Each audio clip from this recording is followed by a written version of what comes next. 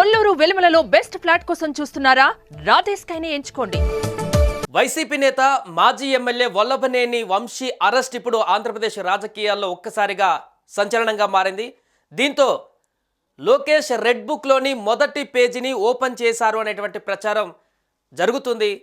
ఇప్పటికే గత ప్రభుత్వంలో ఎవరైతే అధికారులు కానీ రాజకీయ నేతలు కానీ అధికారం ఉందని చెప్పేసి తప్పుడు పనులు చేసినటువంటి వ్యక్తులు, చట్టాన్ని తమ చేతులకు తీసుకున్నటువంటి వ్యక్తులు, లేదా చట్టం అధికారం ఉంది కదా అని చెప్పేసి తమ కార్యకర్తలపైన తమ పార్టీ నేతలపైన దాడులకు తెగబడ్డటువంటి వ్యక్తులందరిపైన కూడా చట్టపరమైనటువంటి చర్యలు ఉంటాయి, వారు చేసినటువంటి తప్పులకు ఖచ్చితంగా చట్టపరమైనటువంటి చర్యలు ఉంటాయి అని ఇప్పటికే పదే పదే నారా లోకేష్ గారు చెప్పినటువంటి సందర్భాన్ని మనం చూసాం.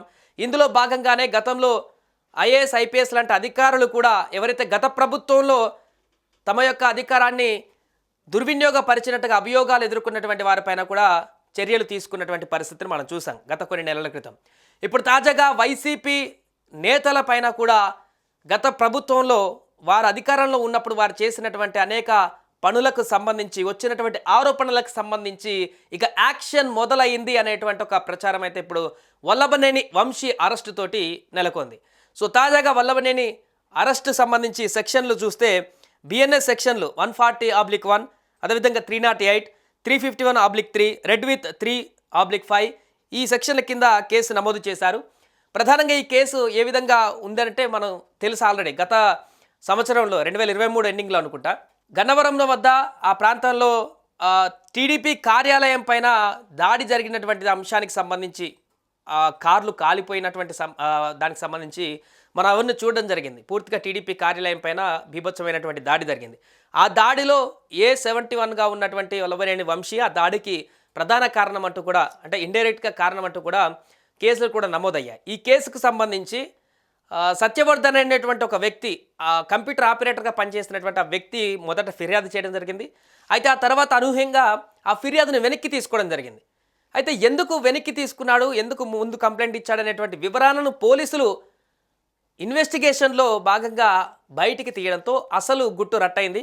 వల్లభనేని వంశీ సత్యవర్ధన్ అనేటువంటి వ్యక్తిని తన పైన పెట్టినటువంటి ఆ ఫిర్యాదును వెనక్కి తీసుకోవాలంటూ అతని పైన బెదిరింపులకు దిగడం, ఒక రకంగా కిడ్నాప్ చేసి బలవంతంగా ఆ ఫిర్యాదును వెనక్కి తీసుకునేలాగా చేశారనేటువంటి విషయాలు వెల్లడవడంతో పూర్తి ఆధారాలతోటి ఇప్పుడు విజయవాడ పోలీసులు వల్లభనేని వంశీని అరెస్ట్ చేశారు.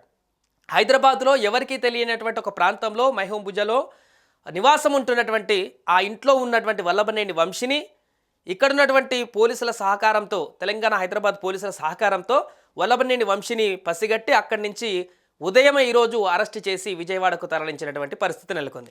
అయితే దీంతో ఇప్పుడు వల్లభనేని వంశీ తర్వాత నెక్స్ట్ ఎవరు అరెస్ట్ కాబోతున్నారు ఆంధ్రప్రదేశ్లో అనేటువంటి అంశం కూడా ఇప్పుడు చర్చనీయాంశంగా మారింది. ముఖ్యంగా వల్లభనేని వంశీ, కొడాలి నాని ఎంత జాంజిగిరి దోస్తులో మనందరికీ తెలిసిందే.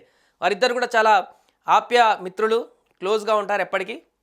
ఆ కారణం చేతనే గత ప్రభుత్వం ఉన్నప్పుడు వీరిద్దరూ అనేక రకాల మాటలు జారడము, వాళ్ళు చేసినటువంటి కొన్ని ఆరోపణలు టీడీపీకి సంబంధించిన నేతలందరూ కూడా పాయింట్అవుట్ చేసుకునేటువంటి సందర్భాలు కూడా ఉన్నాయి. సో ఈ నేపథ్యంలోనే వల్లభనేని వంశీ ఇప్పుడు అరెస్ట్ అయ్యారు కాబట్టి నెక్స్ట్ కొడాలి నాని అరెస్ట్ కాబోతున్నారనేటువంటి ఒక చర్చ కూడా దారితీస్తుంది. అంటే కక్షపూరితమైనటువంటి చర్యల్లో భాగంగా కాదు, వారు చేసినటువంటి తప్పిదాల కారణంగానే, స్వయం కృతాపరాధంగానే వారు గతంలో చేసినటువంటి తప్పులే వారిని అరెస్ట్ చేయడానికి కారణంగా మారతాయి, వారు చేసినటువంటి తప్పులే చట్టం ముందు నిలబెట్టిస్తాయి అంటూ కూడా పదే పదే నారా లోకేష్ గారు చెప్తున్నారు. అంటే మీ వ్యక్తిగతంగా కక్షపూరితంగా చర్యలు తీసుకోం, వాళ్ళు చాలా తప్పులు చేశారు, ఆ తప్పులే చట్టం ఖచ్చితంగా తన పని తాను చేసుకుపోతుంది, చట్టపరంగానే వారు చేసినటువంటి తప్పులను ఎత్తి చూపేటువంటి ప్రయత్నం మేము చేస్తామంటూ కూడా చెప్పడం జరిగింది. ఈ నేపథ్యంలోనే రెడ్ బుక్ అనేటువంటి అంశం మరొకసారి తెరపైకి రావడం జరిగింది.